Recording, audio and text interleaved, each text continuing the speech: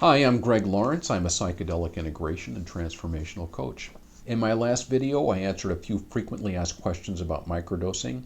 Today, I want to talk about how to accurately measure a microdose. So with microdosing, as is the case with psychedelics, there are no rules. You can take as much or as little as you'd like. You can go on a mini trip if that's what you want.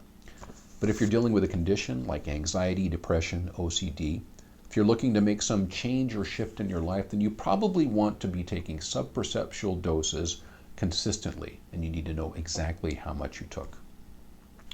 When we talk about microdosing, people microdose ayahuasca, ibogaine, THC, but when we talk about microdosing, we are primarily talking about magic mushrooms, which contain psilocybin or LSD. So I'm going to focus on those today.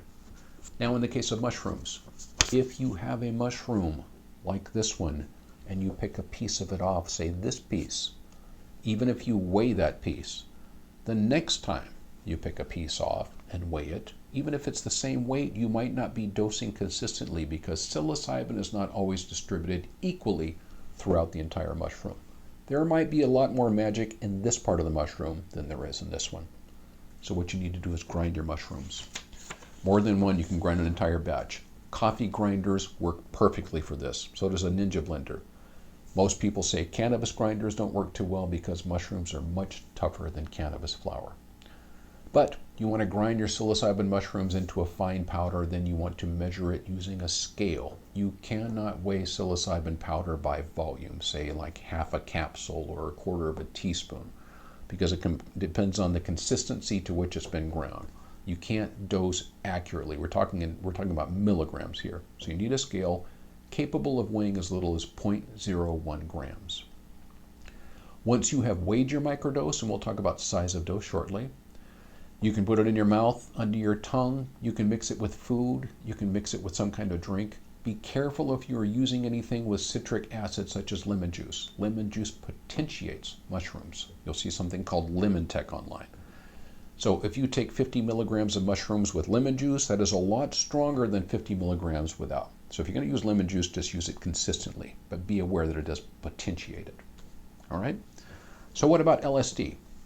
I am going to assume that you have paper LSD, and that it's a lot smaller than this. It's just been blown up for purposes of demonstration. I'm going to assume that your LSD has 100 micrograms of LSD on that piece of paper. Now that piece of paper is going to be teeny tiny. So even if you could somehow accurately cut this into equally sized pieces, once again, the LSD is not always equally distributed over this piece of paper, so you might not be dosing consistently. You need to do what's called volumetric dosing.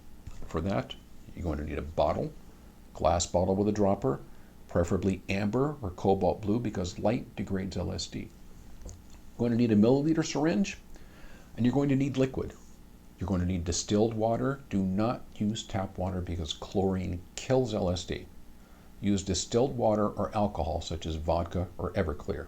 You can even mix the two if you'd like. A little distilled water, a little vodka works fine.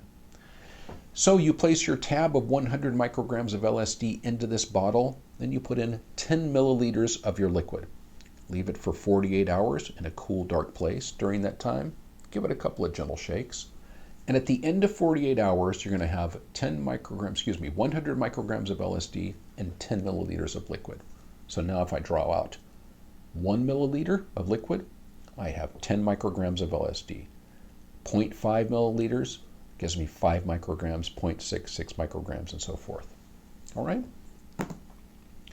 So what is a microdose as far as size? Well, that varies from person to person, from purpose to purpose, and it depends on what you want. But a microdose is generally about 1/10 of a psychoactive dose, and for psilocybin mushrooms, that's considered to be around 100 to 200 milligrams. Lots of people see benefits from doses as low as 50 milligrams. So it's not a race, it's not a contest. You can always start off low and work your way up. Try starting at 50. If you like the way that feels, you want to stay there, stay there. If you want to increase it a little bit, go to 60. If you have to go up, 70, and so forth. At some point, you may come across some undesired side effects. You may feel anxious, jittery, sweaty. In the case of psilocybin, you might actually feel a little bit tired if your dose is too high. If that happens, just back it down to your last dose, or a little bit under that if you'd like. This might be your sweet spot for microdosing. With LSD, once again, microdoses around 10 micrograms, maybe up to 20 micrograms, depending on who you ask and their tolerance. But a lot of people take 5 or 6 micrograms for a microdose and do just fine. You can start off low, titrate your way up, and once again, when you hit those undesired side effects, simply back off a little bit. This might be your sweet spot for microdosing. So, I hope this has been helpful. My name is Greg Lawrence. If you want to reach me, you can always get me at greg@psychedelicintegrationspecialist.com.